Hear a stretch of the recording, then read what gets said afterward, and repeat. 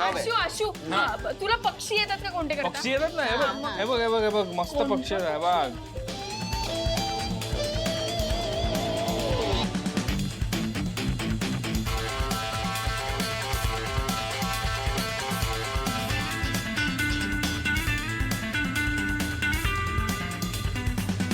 तुमच्या वेळेला हे काय ते टार्च का काय म्हणतात ते तरी आहे.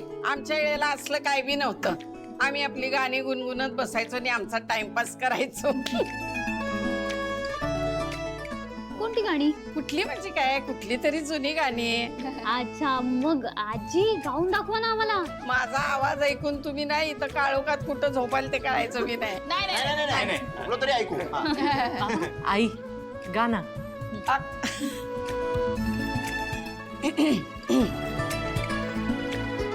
चाफा बोले ना, चाफा चाले ना, चाफा बोले ना, चाफा चाले ना, चाफा खंत करी काही केलं बोले ना.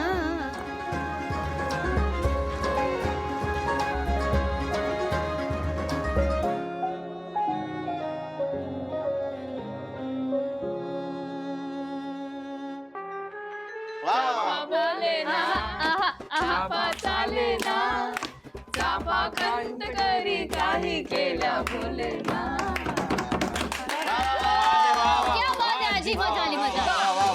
कमाल कमाल. अरे हे बघ चंदन पण आला.